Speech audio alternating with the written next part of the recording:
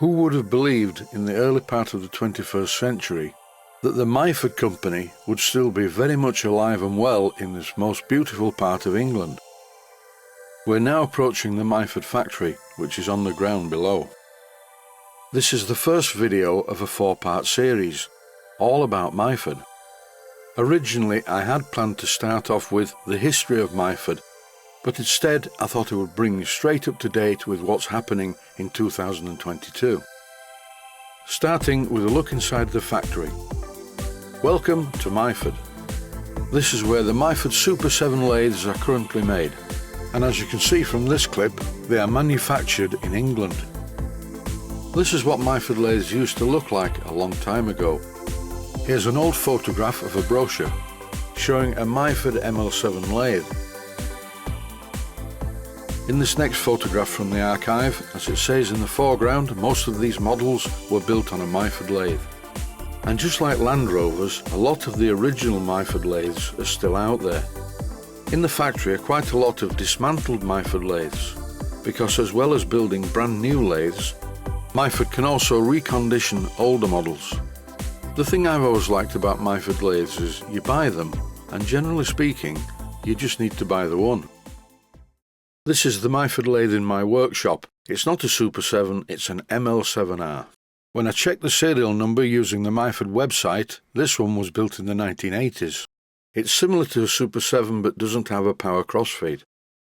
Before we move on to the new range, here's a photograph of a very old one. Take a look at the new Myford lathes. This photograph shows the base model Super 7. It has a power crossfeed but without a gearbox. Never confuse these lathes with some of the others out there. You are looking at extremely high quality machines. It's reassuring to know that all of the parts in these machines are made in England and spare parts are readily available should they ever be required. The chuck fitted to this Super 7 is not a British made chuck, it's just fitted to one of the demo models in the shop. Mechanically these lathes run very sweetly. I don't need to speak over much of this first video, I'll let the photographs speak for themselves.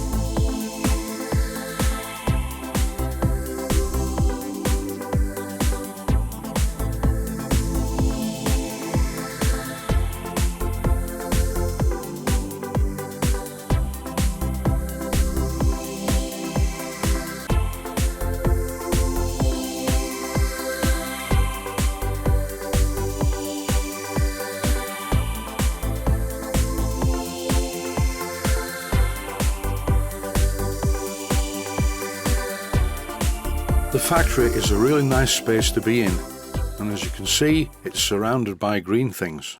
By that I don't mean the lathes, I mean the hedge outside.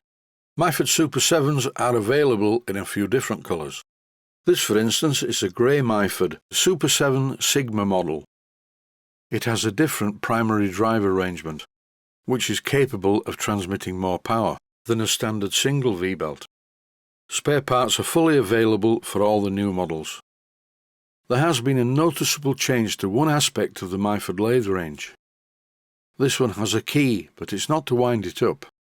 It's to make it so that the safety guards can be locked in place, which is a very good health and safety feature. This lathe spindle fitted into the headstock has a larger internal diameter than a normal Super 7. It has a Morse number 4 taper, and as you can see from this clip, it also has an indexing facility. It's time to leave the Super 7 Sigma and move on to the Connoisseur.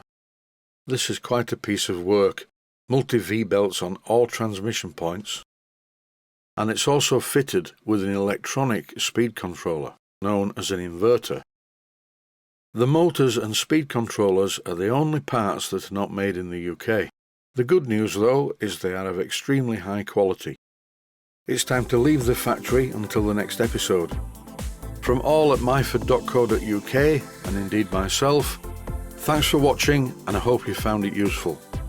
And I almost forgot, maybe you should buy a Myford lathe. If you buy the best, you will only buy it once. Please visit the website for more details.